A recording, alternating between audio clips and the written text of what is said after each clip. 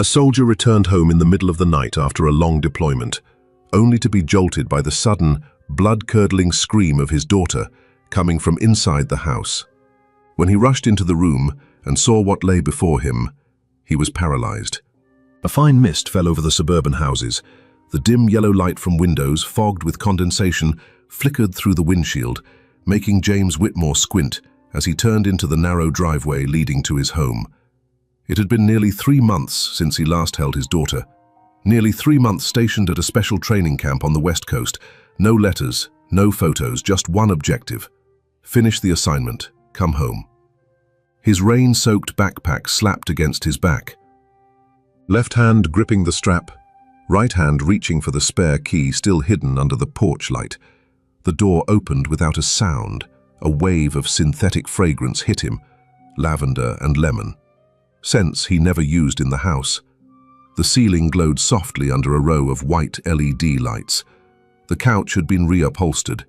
A candle burned steadily on the dining table. "James?"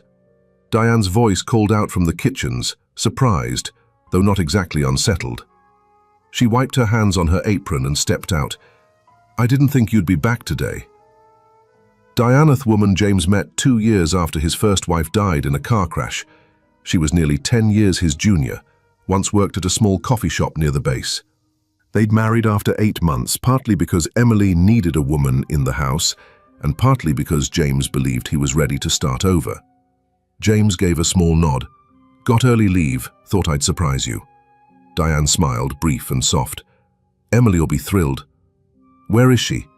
James set his backpack down near the door, eyes scanning the room quickly. There was no sign of a child having played there that day. No tiny shoes, no familiar stuffed animal draped over the arm of the couch. Everything was too neat, too still. "She went to bed, played a lot today, wore herself out," Diane said, turning her back to him, her voice steady. James didn't respond. Instead, he walked slowly toward the stairs. He paused on the landing. Emily's room was dark. The door closed. No sound came from inside. Then suddenly, a scream tore through the air. "Daddy! Daddy!" Without missing a beat, James lunged forward. His hand grabbed the doorknob, but it was locked. He stepped back half a pace, braced himself, and kicked hard. The door flew open. Light from the hallway spilled into the room. Inside, Emily was curled up in the corner, her face streaked with tears. Her nightgown was wrinkled. A faint red mark stood out on her left cheek, like it had just been made. Diane was standing barely 2 steps from the child, still holding a small pillow as if she had just thrown it onto the bed. For a few seconds, all 3 of them stood frozen in silence. James stepped forward and dropped to his knees beside Emily. She recoiled slightly. When he reached out and touched her shoulder, she didn't pull away, but she didn't lean in either. She just sat there, eyes staring blankly past him. She was messing around, running in the room, slipped and fell, then screamed. "I was just about to handle it," Diane said. Her voice was shaky, but trying hard not to be. James didn't look at her. He gently pulled Emily toward him, checking the back of her neck. An old bruise. Her little hands were ice cold. He took off his jacket and wrapped it around her, holding her close. "You told me she was asleep," James said, eyes still fixed on Emily. Diane's voice turned stiff. "She was asleep at the time." James picked Emily up. She didn't respond. Her arms hung limp, her head resting on his shoulder like she didn't have any strength left. A single tear slid silently down her cheek, soaking into James's collar. He didn't wipe it away. He turned. Ricky and Mrs. Susan were standing at the top of the stairs. Ricky asked, "What happened?" All I heard was a scream. James didn't answer.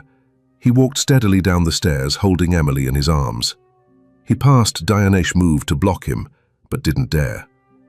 In the living room, James grabbed the throw blanket off the couch and gently covered his daughter.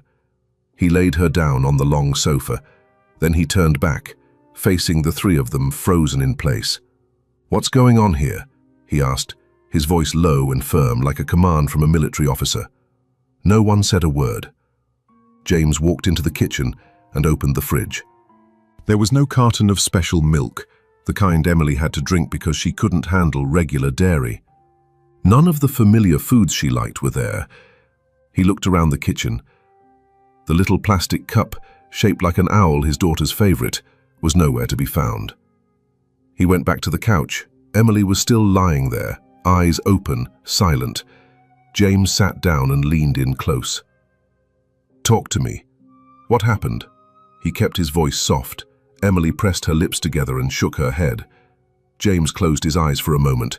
When he opened them, the first thing he said wasn't a word of comfort. "From now on, no one goes into your room except me. You understand?" Emily gave a faint nod, then whispered, "Are you leaving again?" James didn't answer right away. That question, sharp and sudden, cut through his chest like a blade. "No," he said firmly this time. "I'm staying. I won't let anyone hurt you again." And in that moment, James had no way of knowing that the promise he had just made a father's final vow would become the beginning of a pain so cruel he couldn't have imagined it in his darkest thoughts. Emily had fallen asleep on the couch in the living room and stayed there all night, her head resting against James's arm. Every now and then she stirred slightly in her sleep, but didn't make a sound. James hadn't slept at all. He kept his hand on her shoulder, his eyes fixed on her tiny face, where the red mark on her cheek had faded to a lighter shade. When the sky began to lighten with dawn, he gently carried her upstairs, without saying a word to anyone. He turned on the bedroom light to its dimmest setting, tucked the blanket around her, then pulled a chair close to the bed and sat down. Sliding his hand under the edge of the blanket, he quietly checked her joints, elbows, calves, wrists, the base of her neck, each movement, careful not to wake her. Just below her left wrist was a bruise, greenish-purple, turning yellow around the edges, the shape indistinct but still there. Near the nape of her neck, close to her hairline, there was a faint round mark, like an old scratch or a fingernail press.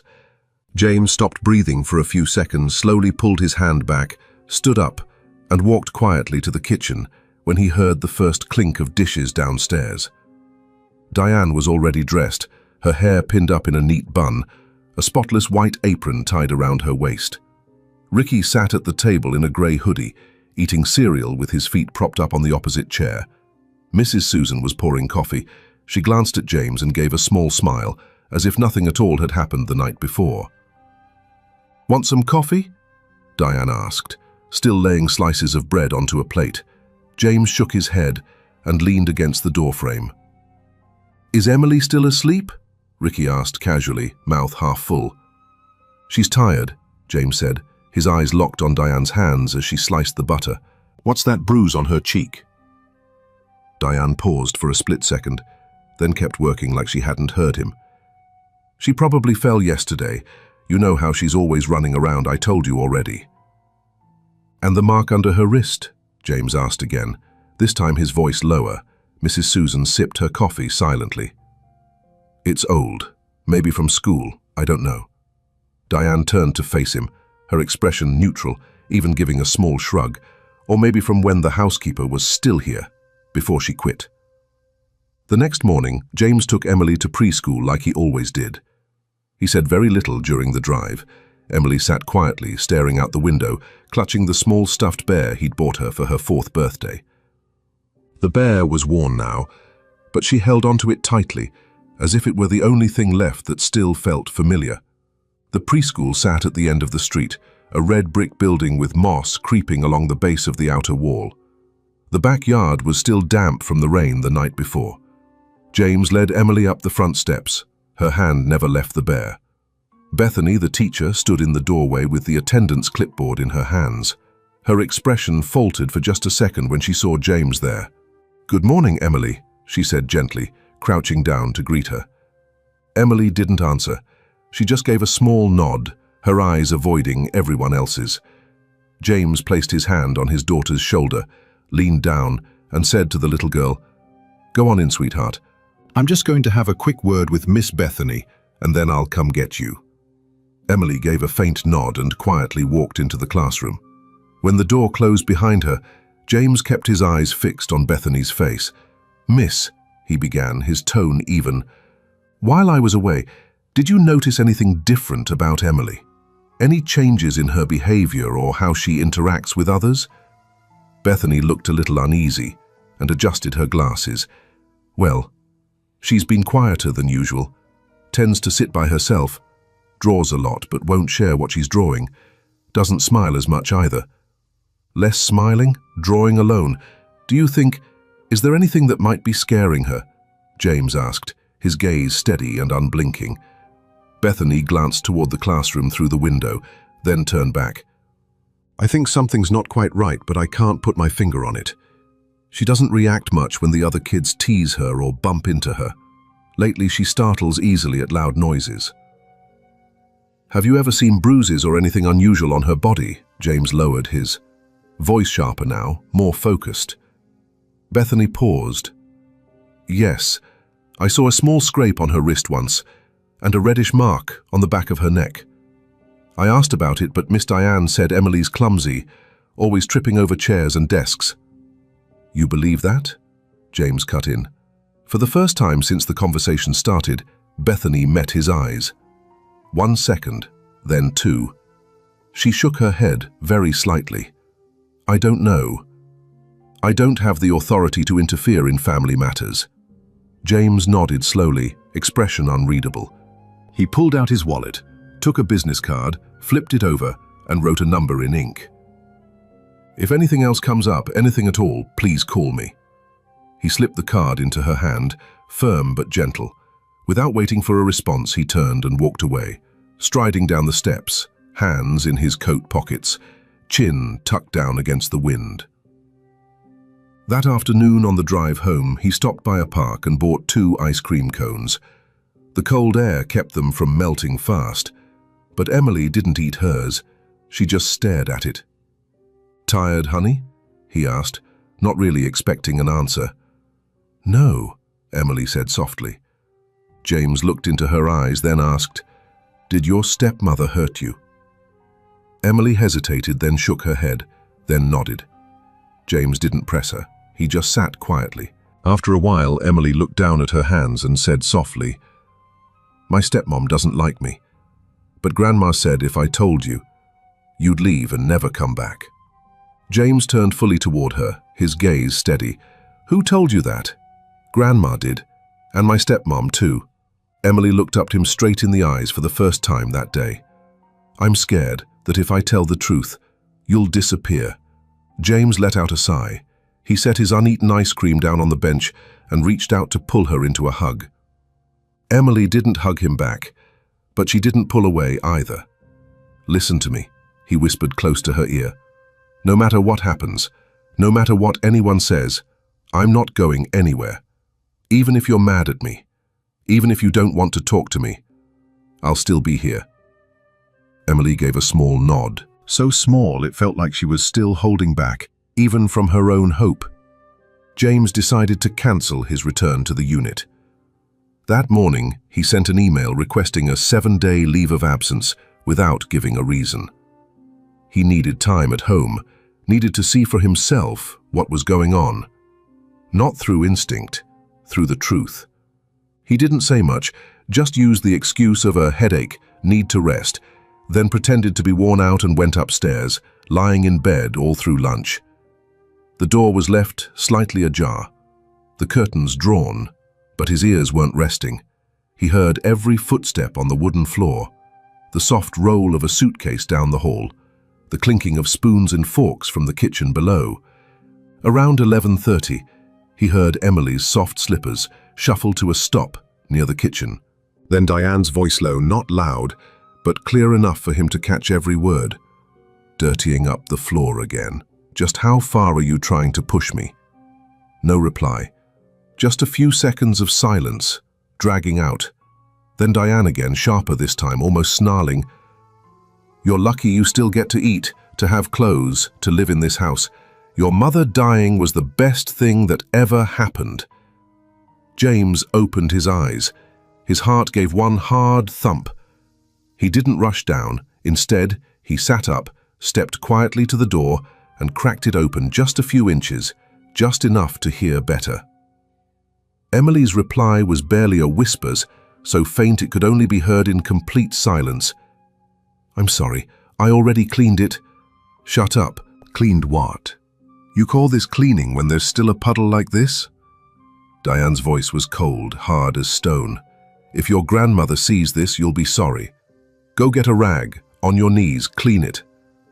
No sound of footsteps running, just the soft click of a cabinet opening, then the quiet rustle of a towel being pulled out. Less than a minute later, another voice joined in. "Ricky, hey, the monster under the bed's hungry. If anyone disobeys, it'll drag you down and bite your legs off. Got that, kid?" Emily's voice caught, then dropped to a whisper. "Please don't." "What? I was just kidding," Ricky scoffed, his tone sharp, eyes showing not a trace of remorse. "You're really scared? I figured you'd be used to it by now." James had gotten out of bed before the first word was even spoken. He descended the stairs without a sound, one hand gripping the wooden railing so tightly his knuckles went white. As he stopped in front of Emily's door, the last sound that echoed was the thud of something hard plastic or a broom handle falling and hitting the floor. "Dad's home," he said, not loud but clear and sharp like a command. Silence dropped like a heavy blanket. Ricky shot to his feet, hurried toward the door, stammering, "Oh, you're up? I was just watching the girl for Diane. She spilled some water, so I told her to clean it up. I was just messing around. Didn't think she'd freeze up like that." James blocked the doorway, unmoving. He looked at Ricky for exactly 2 seconds, then stepped past him without a word and walked straight into the room. Emily was huddled in the corner, a filthy, soaking rag in her hands. She was still in her old pajamas, hair messy, eyes downcast. A thin film of soapy water glistened on the floor, with dried suds crusted along the grout lines. James knelt down and gently took her hand. The skin was red, not cut, but rough in patches marks, not from heat, but from long, repeated scrubbing under too much pressure. Diane stepped in, eyes tight but smiling anyway. "What's going on? I didn't know Ricky was up here. I was in the kitchen. He must have seen her spill the water and came in to tease her. You know how Ricky is, always running his mouth. The girl's just sensitive, that's all." James didn't answer right away. He carefully pulled the rag from Emily's hand, as though afraid he might hurt her more. She didn't react. Her gaze stayed low. No flinch, no retreat, nothing. "You okay, sweetheart?" he asked, his voice hoarse. Emily nodded. It was a slow, mechanical nod, more like something memorized than something felt. James clenched his fists in his lap, the tendons in his hands tightening. He stood up, eyes locked on Diane. "Get out, both of you." Diane hesitated for a beat, as if calculating her reaction. In the end, she just shrugged. "Okay, but you should remember, he's always been prone to overreacting. I'm not saying she didn't feel anything, but sometimes she imagines things. That's what the therapist said, remember?" James looked at her for a few more seconds. Diane's face showed no fear, and her eyes held that annoyingly sincere look. For a moment, he wasn't sure anymore. Was he overthinking all of this? Were the things he noticed just the result of stress after being gone so long? Or did Diane truly believe what she was saying? Ricky rolled his shoulders and gave a mocking grin. "Don't worry about it. Kids these days, every one of them's a scaredy cat." James didn't respond. He just waited for the two of them to leave the room, then quietly closed the door behind them. He sat down, not right next to Emily, but at an angle across from her, leaving just enough space so she wouldn't feel cornered. In the silence, his eyes wandered around the room. It was small, painted a soft pink, once Emily's little world, but now the walls were bare. No pictures, no drawings like before. At the foot of the bed, her old stuffed animal lay crooked. He bent down and picked it up. The belly had a small tear with a few square-folded pieces of paper tucked inside. James unfolded one. The first was a rough crayon drawing of a house with 3 people, a man, a child, and a faceless woman. The second was scrawled in pencil, shaky and uneven. "Don't tell." James didn't say a word. He slipped the papers into his shirt pocket. When he turned back, Emily was still in the same spot, hadn't moved an inch. He sat beside her, not touching. "If there's anywhere you want to go, just tell me.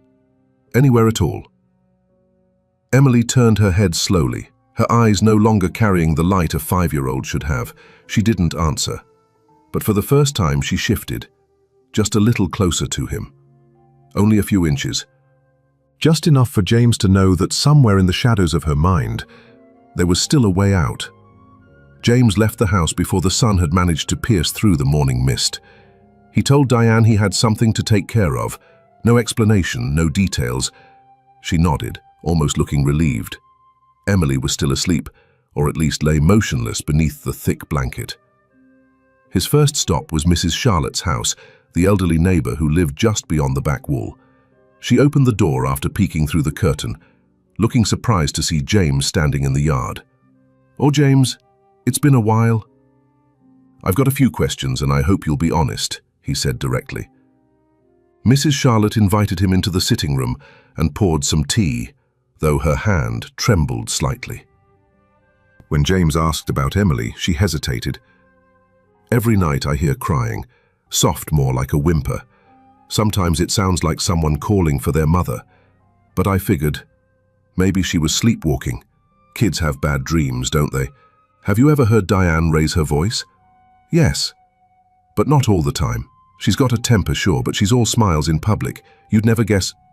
She stopped, setting her hand on the teacup. "I used to suspect something, James, but I was afraid. Mrs. Susan, she's the one who's active in the community, knows the former sheriff. I'm just a retired old woman. What could I do?" James thanked her and stood to leave. Mrs. Charlotte held his hand and said softly, "If you need someone to speak up, I'm not sure I can swear to anything, but I won't stay silent anymore." His last stop was the private clinic where Emily had been seen a few times over the past year. Dr. Fields was reviewing files when James arrived. He welcomed him in with a polite expression, carefully avoiding eye contact. James got straight to the point. "Doctor, have you ever seen anything unusual on Emily?" Fields cleared his throat, turned to the computer screen, and pulled up the records. "She's been noted as rather sensitive, a few mild sore throats, one case of skin irritation, but nothing serious. No diagnosis that would suggest abuse." "Nothing," James said, his voice lowering. "Or nothing you dared write down?" Fields looked up, met his eyes. "James, I'll be honest. Diane is very much in control. Every time she brought the girl in, she described the symptoms before I could ask. Spoke for Emily. She came across as the ideal mother confidant, informed. I don't have the authority to interrogate a parent." James clenched his fist, then let it go. His voice was quieter now. "You're a doctor. You do have the right to ask questions." Fields didn't respond. That afternoon, James returned home. He pulled into the driveway and sat behind the wheel, unmoving. His mind tangled with too many threads. Bethany's words, Charlotte's evasive glances, Dr. Fields's careful silence. Everyone knew, each and every one of them. But no one did a thing. He unlocked his phone, meaning to go over his notes again, when he noticed an unread email. The sender was anonymous. Just a line that read, "For the real father." The message was brief. "If you're truly his father, ask Emily about the corner of the closet where she hides every night." James read it 3 times. No signature, no attachment, but every word felt like a blade driven straight into his heart. He turned off the phone, stepped out of the car, and headed straight to Emily's room. She was coloring and didn't look up when he came in. "Emily," he said gently, sitting down beside the bed. "Daddy wants to ask you something. The corner of your closet, is there something special about it?" Emily looked up. Her eyes went wide, the pupils quivering just a little. She didn't speak, but for the first time that small face showed a flicker of panic. 12:30 that morning, all the neighbors' lights were out. Mrs. Susan had locked up early. Ricky had gone to his room at 9, taking his game console and headphones with him. Diane said she'd stay up to watch TV, but the living room lights had been off since 11. James had driven out right at midnight, making sure everyone in the house believed he had something urgent to take care of. He circled the neighborhood, then cut his headlights, eased back onto the street, and parked at the far end of the alley, locking the car manually. Under the faint glow of the street lamp, he pulled a baseball cap low over his forehead, zipped his jacket up to the neck, and made his way quietly around to the back of the house. He climbed over the wooden fence, the one he'd fixed himself just last year. The back door was locked, but the ground floor window to the storage room still had a way in. He knew exactly how to unlatch it from the outside. Just a small blade and a gentle twist, and the window swung open. James slipped inside without a sound, his feet touching the floor as lightly as breath. The house was pitch dark. He didn't turn on any lights, relying on memory to guide him upstairs. Every stair was familiar. He knew which ones creaked and which didn't. 10 steps, then a left turn. Emily's room was on the right. The door left slightly ajar. James stopped and listened. No crying, no voices, just one sound, quiet and strained, like someone trying to stifle a breath, a faint whimper from inside. He pushed the door open. Still no light, only the soft glow from the hallway stretched across part of the wooden floor. Emily wasn't on the bed. James stepped in, then paused at a soft noise from under the desker. Subtle rustle, like fabric brushing against wood. He moved toward it, bent down. Emily was sitting in there, her back against the wall, arms wrapped around a worn-out stuffed animal. Her head hung low. The toy bear's belly had been slit open, the seam still unstitched. Her eyes were wide, catching the dim light but dry. James turned fully toward her, sitting close, his hand resting gently on her back. He kept his voice slow and steady, every word clear. No, never. No matter what happens, I'll never be mad at you. I'm right here. Emily leaned in, pressing her head against his shoulder. She didn't cry, but she trembled slightly. Her small hands clutched his coat as if she feared he'd disappear if she let go. James stayed like that for a long time. His heartbeat slowed, but inside his chest, the storm hadn't passed. He knew, this moment when Emily leaned in to be close to him, when she chose to speak instead of staying silent, was a sign. The final door had opened. He sat there beside her, one arm wrapped around her shoulders. With the other, he pulled his phone from his pocket. He switched on the recording function. Not to capture her words, she hadn't said much, but to preserve the silence that was speaking louder than anything else. After he helped Emily back into bed and tucked the blanket around her, he left the room, closed the door gently behind him, and made a call. "I need you," he said as soon as the line connected. "Middle of the night? I can't wait. I have reason to suspect child abuse. I need gear and possibly a surveillance warrant if this goes further." The voice on the other end dropped low. "Been a long time since I've heard you sound this serious, James. This time it's real, Marcus. It's my kid." James stepped out to the backyard, pulled out a pack of cigarettes, lit one. He didn't smoke it, just held it between his fingers while it burned. The smoke drifted in the wind, thin as a strand of memory. The torn photo of Elena was still in his jacket pocket. On the floor inside, 3 adhesive bandages were sealed in a plastic bag for evidence. He knew he couldn't turn back now, not out of anger, but because of his 5-year-old daughter, the one who had learned to sit in a dark closet just to feel a little safer. The next morning, James drove to the old phone repair shop near the bus station where Marcus had arranged to meet. No sign, no security cameras. The metal shutter was rolled halfway up, revealing a dim yellow light inside and the soft hum of an old fan. Marcus was already waiting, sleeves rolled, face as unreadable as when he was deep undercover. "Got something for you," Marcus said, laying 3 small items on the table. A charging plug with a hidden mic, a button-sized camera, and a tiny recording chip embedded inside. the head of a stuffed teddy bear. "This one's for Emily," he said with a dry smile, pointing to the bear. "When she hugs it, it records everything around her. Battery recharges automatically through a body heat sensor." James nodded without asking further. Carefully, he packed each item into a shock-proof pouch, then left through the back door.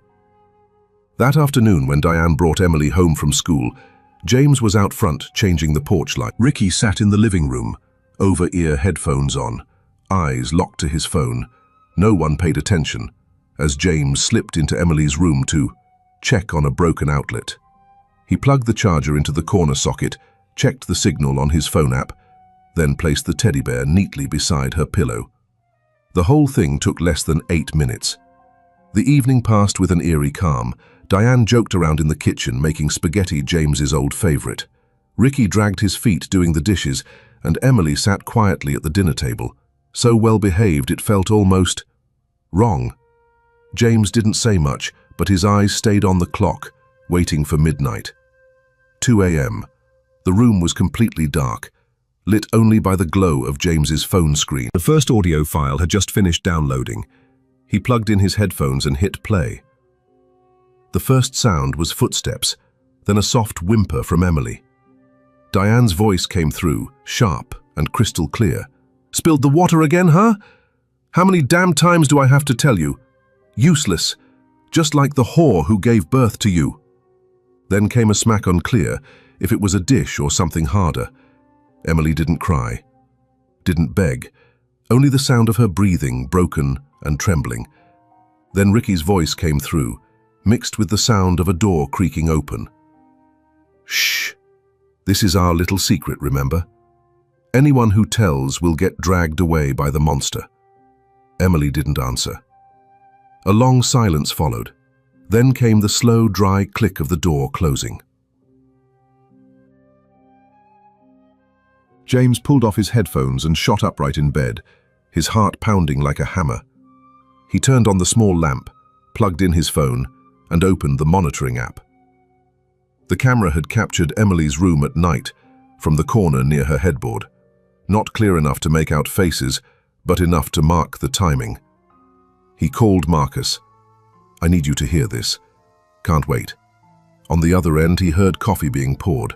Marcus listened to the first part of the recording. He didn't say anything for a few seconds. Then his voice came low and firm. "It's enough to start, but not enough to convict. Diane will say he's just disciplining a stepchild. Ricky will laugh it off as teasing a kid. You know how this game is played." James pressed his fingers to his forehead. "So what do I do? Wait until—" "No," Marcus cut in. "You have to be patient and precise. If you move now, they'll disappear and take Emily with them. I've seen it happen before."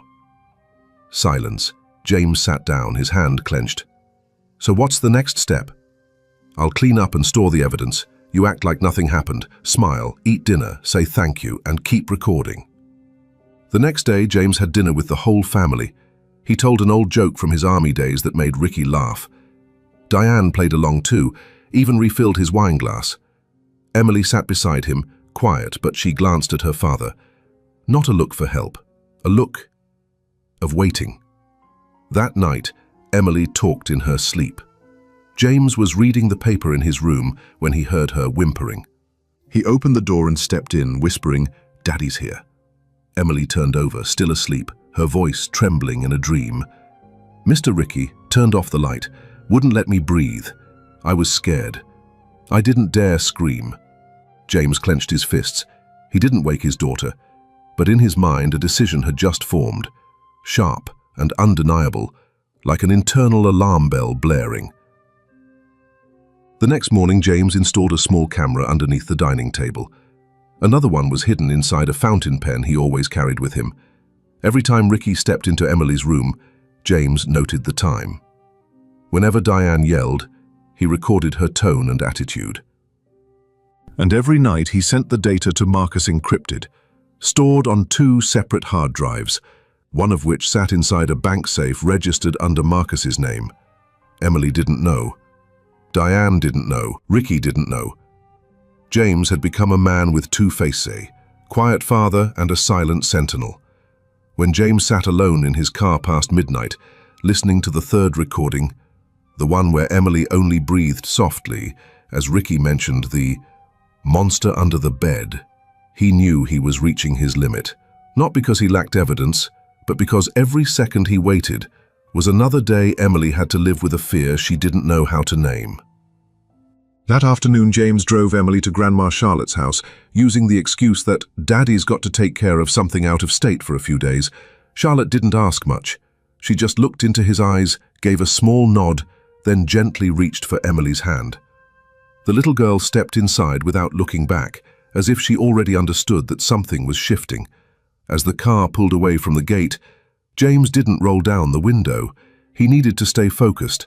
Last night in a recording, Ricky had whispered to Emily, "Grandma will make you stay quiet if you talk."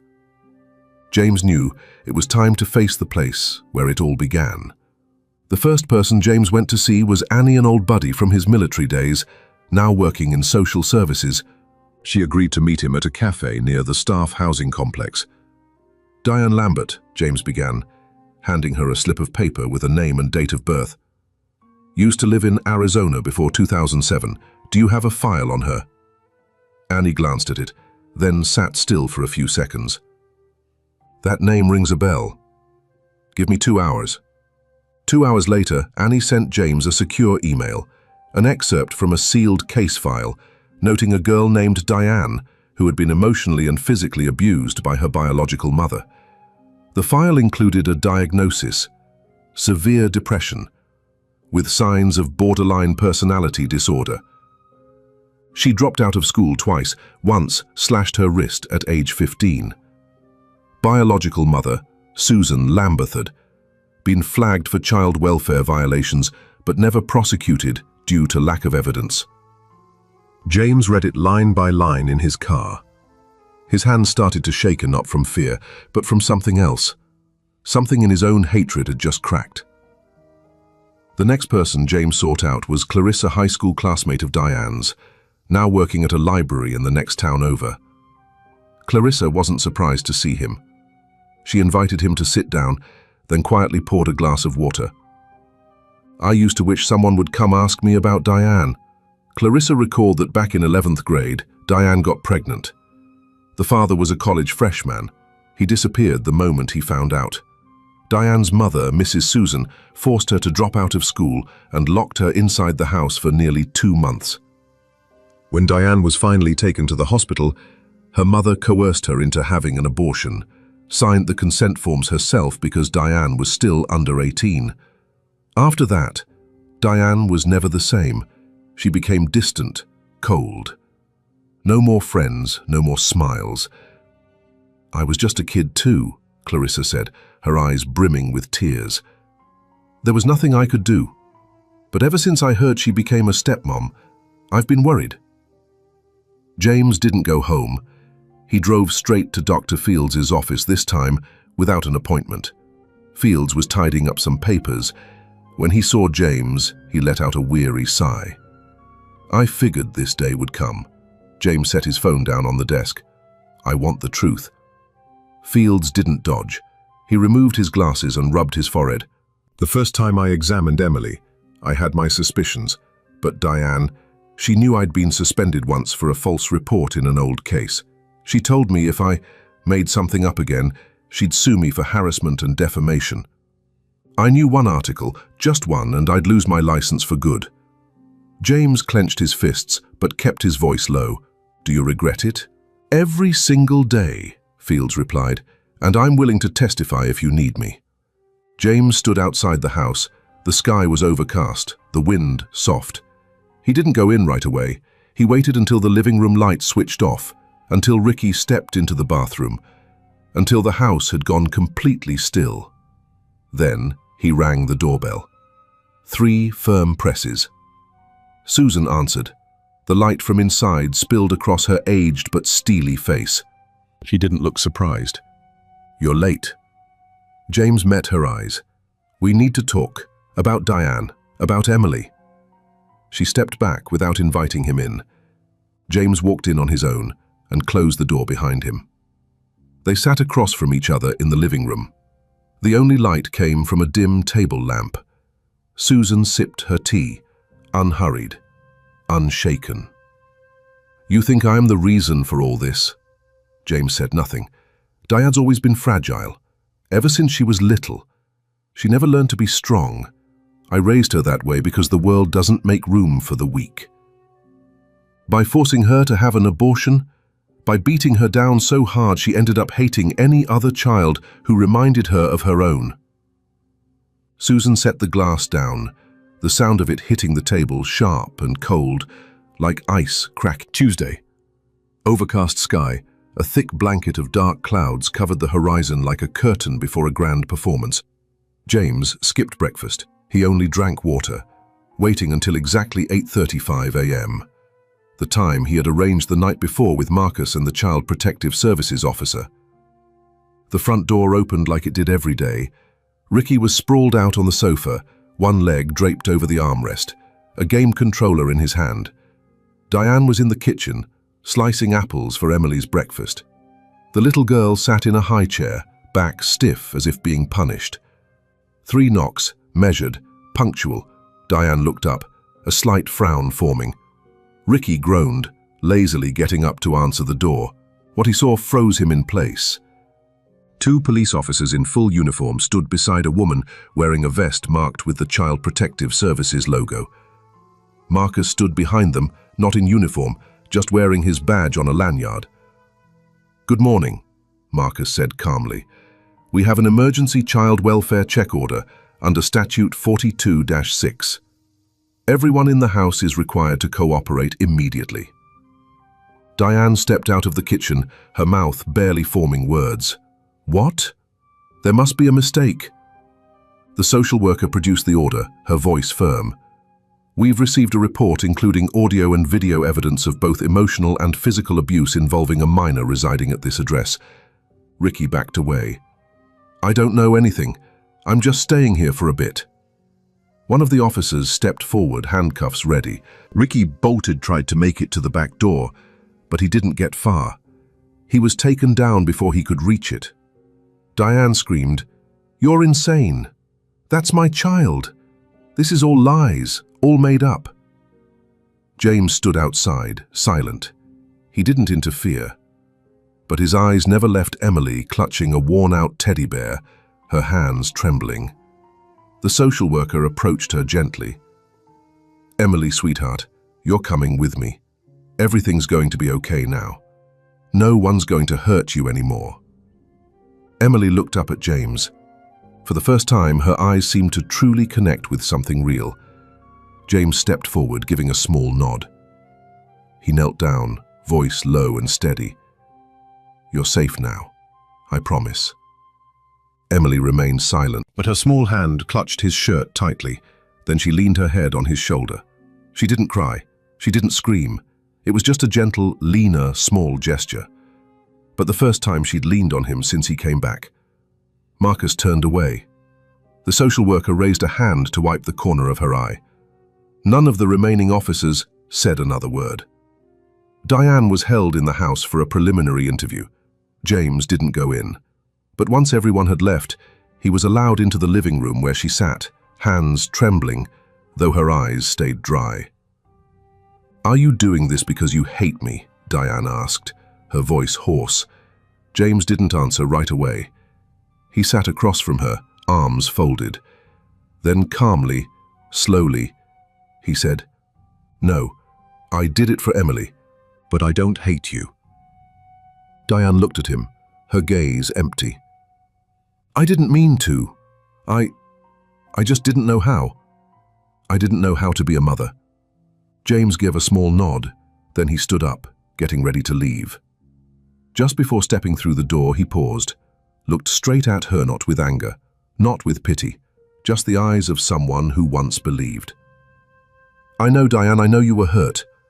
I know you were a child no one protected, but that's not a reason to make another child live through the same thing." Diane said nothing. James lowered his head, exhaling slowly. "But I still hope you find a way to save yourself, if there's still a chance." As the car pulled away from the alley, the first light of dawn began to rise on the horizon. Emily had fallen asleep on James's shoulder, still clutching her teddy bear. Her forehead rested against his neck, her breathing steady and light. No more flinching, no more fear. Marcus sat in the front seat, watching the rear-view mirror. "You can rest now, James." James didn't respond. His arms were wrapped around Emily, his eyes gazing quietly out the window. No one said anything else. But one thing was clear. Today, the silence had been broken not with shouting, but with the right act at the right time. A child who couldn't find words for her pain, a father who thought he could never forgive, and a woman who never learned how to love, had finally reached each other through a moment that didn't need words. The county court session took place in a small courtroom, not too crowded. Outside, the weather was cold, a steady drizzle falling, but inside every gaze was fixed on three people: Diane, Ricky, and Susan. Diane sat still, her hair neatly tied back. Her hands weren't cuffed, but they trembled. Ricky fidgeted constantly, clearly unaccustomed to the courtroom's silence. Suzanne's woman, who once controlled every conversation, now sat quietly, not meeting anyone's eyes. James was present, seated in the second row just behind the prosecutor. Emily wasn't with him. She had stayed home with Grandma Charlotte, as her therapist had recommended. In the closing statement, the prosecutor read excerpts from audio recordings, injury photographs, and Emily's treatment journal. The evidence was presented clearly, coherently, with no need to raise his voice. "This isn't a case about sudden evil," he said, "but about prolonged silence, about a chain of neglect, abuse, and concealment, where the only victim was a child who didn't have the words to speak for herself." The judge looked directly at Diane, his voice calm. "Diane Lambert, as the legal guardian, you are hereby sentenced to 4 years in prison, without the possibility of suspension, for the substantiated abuse of a minor." Then he turned to Ricky. Ricky Morgan, you are convicted of emotional harassment of a child involving threats and intimidation. You are sentenced to 18 months in prison with supervised probation." And finally, Susan, the one few had expected to be held accountable, but whose role could not be overlooked. "Susan Lambert, while you did not commit physical acts of violence, the court finds you guilty of incitement and willful enabling of domestic abuse. You are sentenced to 2 years probation and prohibited from contact with your granddaughter and any other minors." Tears slid down Diane's cheeks. She didn't protest. She didn't plead. Her shoulders just sagged, as if, at last, she could no longer hold herself up. A few days after the hearing, Emily returned to therapy with James. Lorraine, the silver-haired psychologist with a voice as soft as tissue paper, stepped out from the back room and gave them a quiet nod. No words were needed. She opened the door and James went in with her. "I want to draw today," Emily said softly. Her voice was still slow, but no longer laced with fear. James sat in the corner of the room, not too close, not too far. He watched, hands resting in his lap, careful not to do anything that might break the fragile quiet forming between them. Emily picked up a brown crayon, then green, then a pale orange. A picture began to take shape on the paper, a house with a red-tiled roof, a small chimney, letting out a thin trail of smoke. The windows had purple curtains and outside was a garden with 2 apple trees. A swing was drawn in dotted lines, but clear enough. Beneath the trees, 2 figures were sitting, one tall with dark hair, the other small, leaning on the taller one's shoulder. Lorraine didn't rush in. She waited until Emily set the crayon down, then gently asked, "Who are they, sweetheart?" Emily tilted her head. Then she turned and looked at James. Her face lit up, just a flicker of light in her eyes. "It's home. It's me and Daddy." James swallowed hard, saying nothing. He smiled quietly. One hand rested on his knee, the other clenched in his lap. The days that followed passed gently, as if even the air in the house had learned to move more softly. James started waking up earlier. He warmed the milk to the exact temperature the doctor recommended. Practiced making toast just crisp enough, without burning the edges. He had been a special forces soldier, but never cooked for anyone, never learned how to read toothpaste labels for a 6-year-old. In the afternoons, he drove Emily to school in the pickup truck. In the evenings, they played word games with little wooden tiles. Sometimes they just colored together in silence. James didn't ask, "Do you remember anything?" He didn't push, "You have to forgive." He was simply there, present, every day. One rainy night, after finishing The Little Girl and the Silent Forester book Emily had picked out from the school library, James closed the cover and started to rise. Emily tugged at his arm, her voice barely a whisper. "Daddy?" He turned back, waiting. "You're staying, right?" James didn't answer right away. He stepped closer, sat down by the bed, and laid his hand on the blanket, covering hers. "I'm not going anywhere. Even if you're sad or angry or quiet, I'm staying." Emily nodded, then pulled the blanket up to her shoulders. For the first time, she did it herself, without waiting for an adult to help. A tiny smile flickered across her lips, just enough for James to catch it like the surface of a glass of water trembling when someone brushes past. The next morning, James was fixing a leaky faucet in the kitchen when Emily came running in, a sheet of drawing paper in her hand. She didn't say anything. She climbed up on a chair, grabbed some tape, and stuck the paper onto the refrigerator. James wiped his hands and walked over. The drawing showed two people standing in the rain, James, in a coat, Emily holding an umbrella. At their feet was a puddle, and slanted lines all around them suggested the wind. Up in the left-hand corner, scrawled in uneven letters, was one word: home. The H was written backward, but the strokes were bold and clear. James stood still. No one had taught Emily to write that word. No one had told her what this house was supposed to be, but she'd written it. No explanation needed. No caption. The answer was right there, in the shaky lines of the drawing, between the two figures standing in the rain, still holding each other's hand. There was no applause, no speech.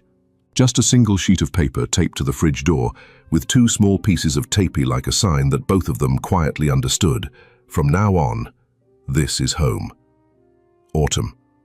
Red leaves drifted steadily onto the suburban road. The breeze was light, no rain, but the overcast sky made everything seem to move a little slower. James stepped out of headquarters, holding a brown envelope. No recipient name, just two handwritten words, slanted slightly: Emily, Jane. The letter had come from the North County Psychological Recovery Center, verified by stamp Diane Lambert.